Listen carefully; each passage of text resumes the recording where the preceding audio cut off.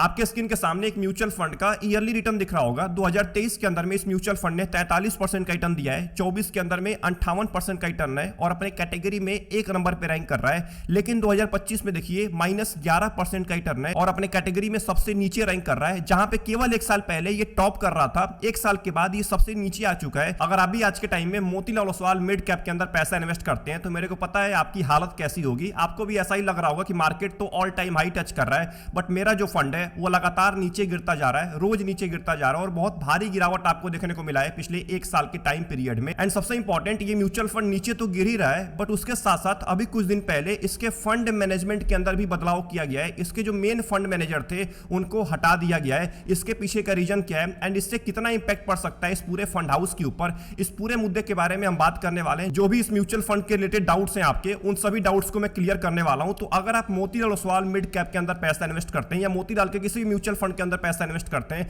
इस पूरे वीडियो को एंड तक वॉच करिएगा। अगर आप बीच में स्किप करके जाते हैं, छोड़ के जाते हैं वीडियो को, तो आपको समझ में नहीं आएगा और आप भी कंफ्यूज रहेंगे लंबे टाइम तक। हो सकता है आप इस कंफ्यूजन के चक्कर में एक गलत डिसीजन ले लें।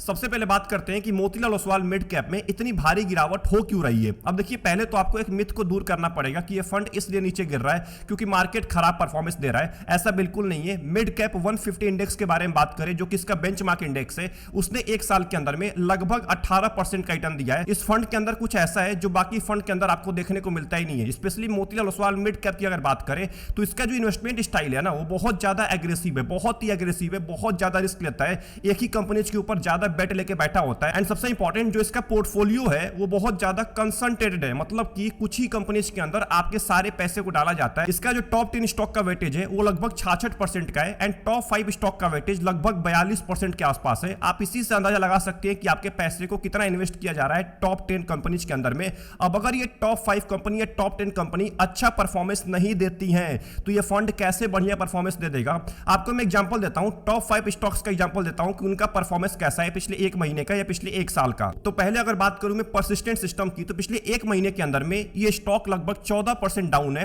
एंड जब मैं वीडियो क्रिएट कर रहा हूं इस टाइम के अंदर में ही लगभग 5% तक नीचे गिर चुका है। वहीं अगर मैं कोफोर्ज लिमिटेड की बात करूं तो पिछले एक साल के अंदर में -11% का रिटर्न दिया है एंड जब मैं वीडियो क्रिएट कर रहा हूं इस टाइम पे लगभग 5% से भी ज्यादा गिर चुका है केवल कुछ ही घंटों के अंदर में। 190 कम्युनिकेशन यानी कि पेटीएम की बात करें तो पिछले एक महीने के अंदर में लगभग 12% नीचे गिर चुका है और इसका लगभग 8% का वेटेज है मोतीलाल ओसवाल मिड कैप के अंदर। वहीं पे अगर मैं कल्याण ज्वेलर्स की बात करूं तो एक महीने में ही लगभग 16% तक नीचे गिर चुका है एंड एक साल की तो बात ही मत करिए, लगभग 18% तक नीचे गिर चुका है पिछले एक साल के टाइम पीरियड में। अब मोतीलाल मिड कैप के इन स्टॉक्स को देखने के बाद आपको आइडिया लग गया होगा कि आखिर में क्यों इस फंड के अंदर एक भारी गिरावट आपको देखने को मिल रहा है पिछले एक साल के अंदर में, क्योंकि स्टॉक से म्यूचुअल फंड को ऊपर लेके जाते हैं और स्टॉक से म्यूचुअल फंड को नीचे गिराते हैं। अब देखिए, अगर हम इंडेक्स की बात कर रहे होते हैं, पूरे मार्केट की बात कर रहे होते हैं, तो देखिए मार्केट में गिरावट होती है बट उतनी समझ में नहीं आती है क्योंकि मार्केट के अंदर बहुत सारी कंपनीज होती हैं। अगर हम मिड कैप इंडेक्स की बात करें तो 150 कंपनी है। अब 150 कंपनी में अगर 20-30 कंपनी फ्लॉप भी हो जाती है तो ज्यादा इंपैक्ट नहीं पड़ता है पूरे के पूरे इंडेक्स के ऊपर। बट अगर कोई म्यूचुअल फंड केवल ही 20 कंपनी लेके चल रहा है और उसी 20 कंपनी में 10 कंपनी फ्लॉप कर गई तो ध्यान रखिएगा पूरे म्यूचुअल फंड हाउस के ऊपर इंपैक्ट पड़ता है,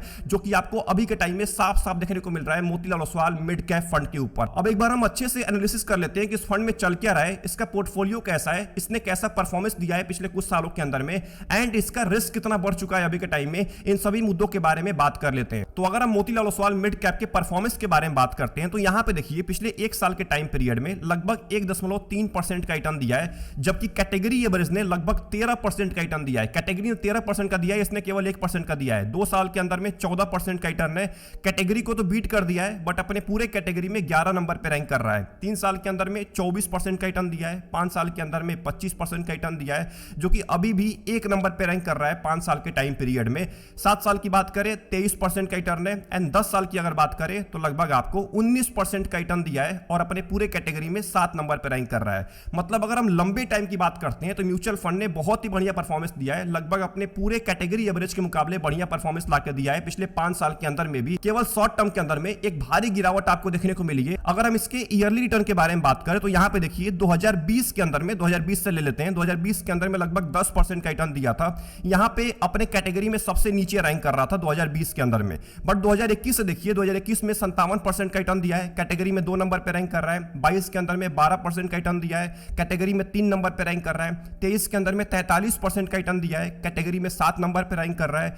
24 के अंदर में 58% का रिटर्न दे दिया है, 58% का एक साल के अंदर में, और अपने कैटेगरी में 1 नंबर पे रैंक कर रहा है। बट अचानक से 2025 के अंदर में देखिए सबसे नीचे आ चुका है, 29 नंबर पे रैंक कर रहा है, और 2026 में 31 में से 31 नंबर पे रैंक कर रहा है। इसके अगर पोर्टफोलियो के बारे में बात करें तो यहां पे देखिए इक्विटी के अंदर लगभग 83% पैसा है, डेट के अंदर 0% है, एंड कैश के अंदर लगभग 6% पैसा आपका रखा गया है। वहीं अगर वेटेज की बात करें तो लार्ज कैप में केवल 17% पैसा है, मिड कैप में लगभग 70% है, स्मॉल कैप में कोई पैसा नहीं है, एंड अदर्स के अंदर 13% आपका पैसा इन्वेस्ट किया जा रहा है। नंबर ऑफ स्टॉक्स लगभग 27 होने वाले, इसमें 30 दिखाया गया है बट 27 कंपनी है। एवरेज मार्केट कैप इनका 94,000 करोड़ का है। टॉप 10 स्टॉक का वेटेज लगभग 66% का है, टॉप 5 स्टॉक का वेटेज 41% का है, एंड टॉप 3 सेक्टर का वेटेज लगभग 60% का है। सबसे important Motilal Oswal mid cap के रिस्क के बारे में बात करें तो स्टैंडर्ड डिवीजन देखिए लगभग 18 से भी ऊपर जा चुका है, 18 से ऊपर। वहीं कैटेगरी एवरेज का केवल 15 के आसपास है। इसका मतलब कैटेगरी एवरेज के मुकाबले पिछले कुछ सालों के अंदर में बहुत ही ज्यादा वोलेटिलिटी देखने को मिला है इस म्यूचुअल फंड के अंदर।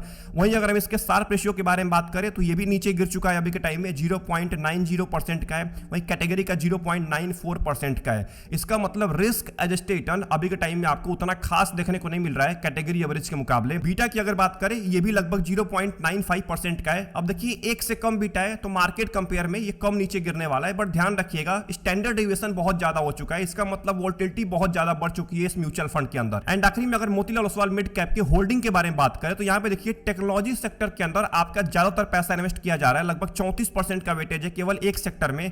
कंज्यूमर साइक्लिकल में लगभग 15% का है, इंडस्ट्रियल में लगभग 10% का है, फाइनेंशियल सर्विस में लगभग 10% का है, कम्युनिकेशन सर्विस में 9% का है, एंड रियल एस्टेट के अंदर लगभग 2.3% का है। अगर हम स्टॉक्स की बात करें सबसे ऊपर आपको परसिस्टेंट सिस्टम देखने को मिलेगा जिसका लगभग 10% का वेटेज है, एक कंपनी में 10% का वेटेज है। कोफोर्ज का लगभग 9% का है, 197 का लगभग 8% का है, कल्याण ज्वेलर्स का लगभग 8% का है, एंड डिक्सॉन टेक्नोलॉजी का लगभग 6% का है। और ये पांचों के पांचों कंपनी की हालत खराब है पिछले एक साल के अंदर में, जो कि मैं आपको दिखा चुका हूं। एक भारी गिरावट देखने को मिला है इसके टॉप 5 स्टॉक्स के अंदर। इसका नतीजा है कि म्यूचुअल फंड बढ़िया परफॉर्मेंस दे ही नहीं पा रहा है। अब देखिए मोतीलाल ओसवाल म्यूचुअल फंड के बारे में तो बात कर लिया हमने, इसके पोर्टफोलियो के बारे में बात कर लिया। अब जरूरी है आपके पोर्टफोलियो के बारे में बात करना कि आपके पोर्टफोलियो की हालत कैसी है। बहुत सारे लोग ऐसे हैं जो अपने पोर्टफोलियो को ट्रैक ही नहीं कर पाते हैं।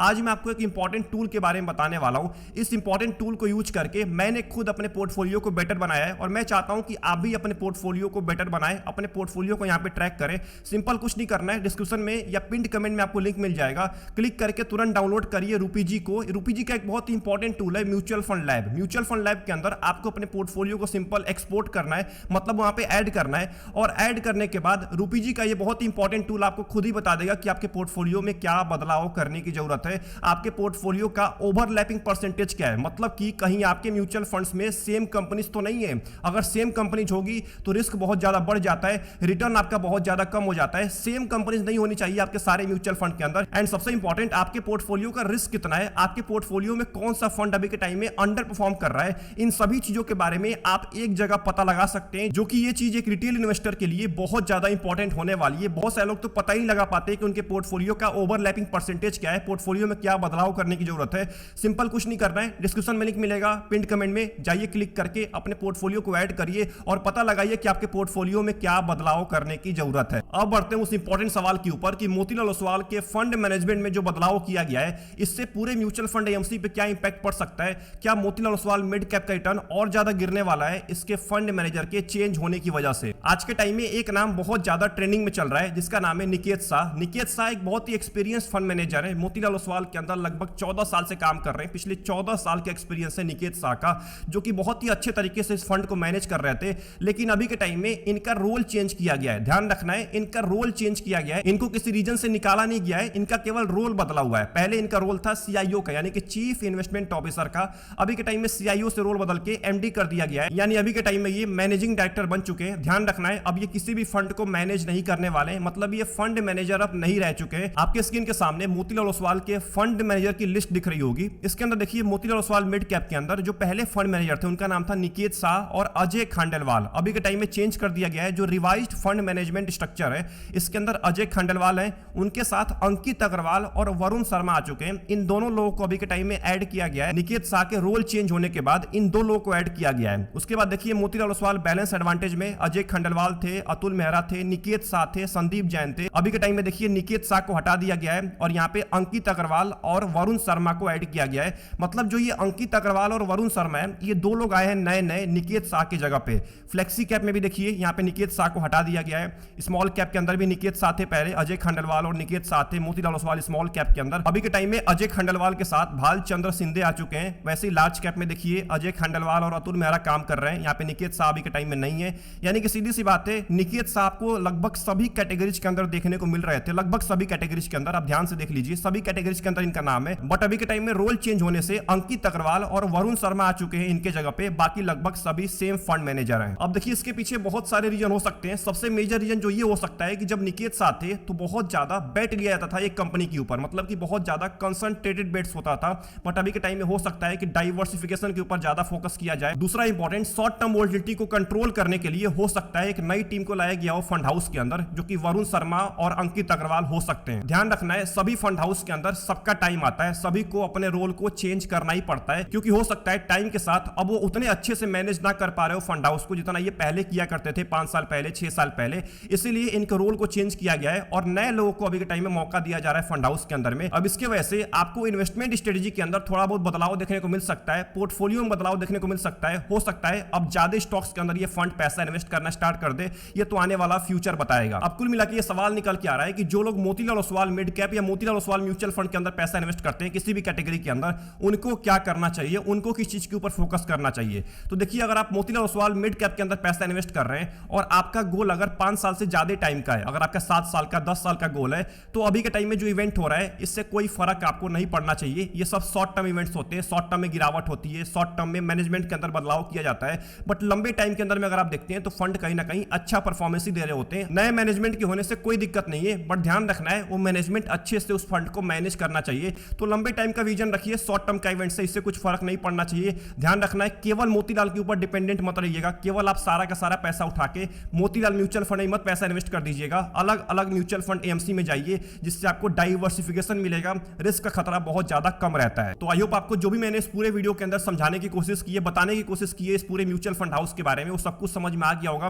ध्यान रखना है, एक फंड मैनेजर के चेंज होने से ज्यादा कुछ इंपैक्ट नहीं पड़ता है। अगर आने वाले फंड मैनेजर उससे भी बेहतरीन काम करते हैं, हो सकता है अब ये फंड बहुत ही बढ़िया परफॉर्मेंस देना स्टार्ट कर दे कुछ ही महीनों के अंदर में। तो इसको भी ध्यान देकर चलना होता है, केवल नेगेटिव नहीं सोचना होता है। अगर आप इन्वेस्टिंग के अंदर में केवल नेगेटिव सोचेंगे तो पैसा आप जल्दी निकाल लेंगे। लंबे टाइम तक पैसा इन्वेस्ट करिए, 5 साल तक, 10 साल तक। ये सब इवेंट्स केवल शॉर्ट टर्म के होते हैं। और ध्यान रखना है, अगर आप भी चाहते हैं अपने पोर्टफोलियो को ट्रैक करना कि आपके पोर्टफोलियो में ओवरलैपिंग परसेंटेज कितना है, रिस्क कितना है, कौन सा फंड अभी के टाइम में बढ़िया परफॉर्मेंस नहीं दे रहा है, इन सभी चीजों को एक जगह पे आप ट्रैक करना चाहते हैं तो डिस्क्रिप्शन में लिंक मिल जाएगा, जाइए क्लिक करिए या पिन कमेंट में, और अपने पोर्टफोलियो को ऐड करने के बाद जरूर चेकआउट करिए। वीडियो पसंद आई, वीडियो को लाइक कर दीजिएगा एंड चैनल को जरूर सब्सक्राइब कर लीजिएगा। ऐसी वीडियोज आपके लिए रेगुलर बेसिस पे आती रहती हैं। आप में से मैक्सिमम लोग सब्सक्राइब करना भूल जाते हैं, सब्सक्राइब करना मत भूलिएगा। मिलते हैं नेक्स्ट वीडियो के अंदर, अपना ध्यान रखिए, best of luck, take care.